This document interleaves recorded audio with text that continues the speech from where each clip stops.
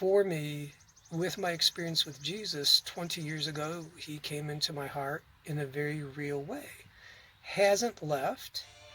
And the relationship, he is a spirit, and he comes in to our hearts and affects our minds so that life is positive. Even if you're going through something difficult, live, I win because he's with me. If I die, I win because I'm with him, and eventually I get a new body. When you do drugs, uh, and I'm not just going to say DMT, but I'll just say any hallucinogenic or any kind of mind altering drug where you seem to get in contact with something that is divine. You're getting in contact with something that's supernatural. I will give you that. My video here is a warning saying just because you can talk to a stranger doesn't mean they have your best intention. A lot of them don't. In fact, all of them don't. Sorry. That's why I'm talking. And I'm not saying that God won't talk to you occasionally, even while you're high. I'm not going to say he won't. But overall, you don't need a drug or a ritual to get into the presence of God. There is one way. It is through Jesus. It's a very narrow and razor sharp way.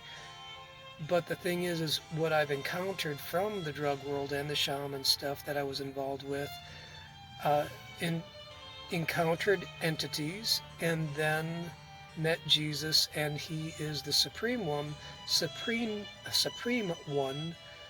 with love. That is the difference. Where with the other hallucinogenics, you might get some sort of insight, maybe some power, but there's always a cost to either to yourself, either you have to do something very specifically and rigid, or you have to keep ingested something, and it usually goes sideways, and there's always a hook to it. Whereas you'll either pump yourself up or you have to debase yourself profoundly before this entity. Whereas with me and Jesus, I came and I pretty much, my buddy had OD'd, and I knew I was next, and I simply go, listen, I don't want this, I need help.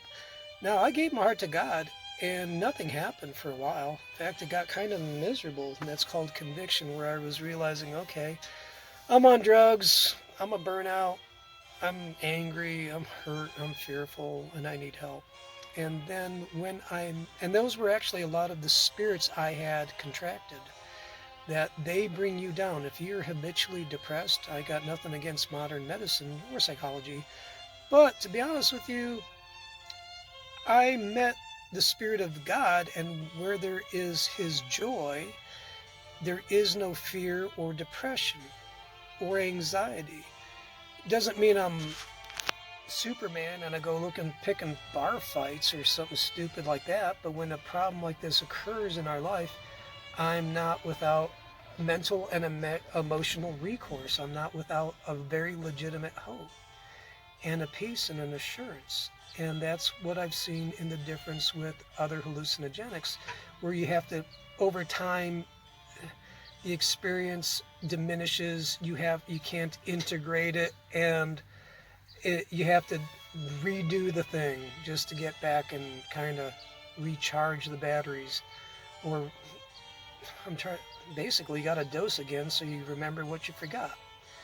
With Jesus, it's been 20 years, he's never left, and he's actually increased and grown in me so that I understand him better. I act better, and even in stress, I'm so much better. And that's why I want to do it, give you this video, so that if I can do it, so can you. And I hope I don't find, I'm not trying to be hateful or bashing. I'm just saying, all right, been there, done that, got the t-shirt, found out what's really going on. And if I don't tell you what's going on, then my bad, and I'm not going to have that on my head. And if you are in fear and doubt and anxiety and you need hope, call on Jesus. I'm not even telling you to get all like religious. That's not what my point is. My point is he's real. He'll help you. You call on him. It's up to him to start talking to you. As much as taking a drug causes an effect, so does Jesus. And it's not just a mental gymnastics. He's real. He'll talk. He can defend himself, and he can defend you as well. and he loves it. Oh, by the way, the reason he wants to do all this, he loves us. The cross indicates not our sins, but actually our value and how much you are loved. You are profoundly loved. You are 100% without doing anything, madly, profoundly loved by God. That's why he got, that's why he came down here and got whacked. Not because we're bad, it's because we're loved.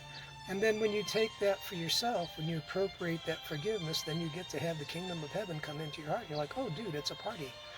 All right, game on. And then you get to enjoy it, good times and in bad. And then when bad happens, it's not so bad. When the good happens, it gets that much better.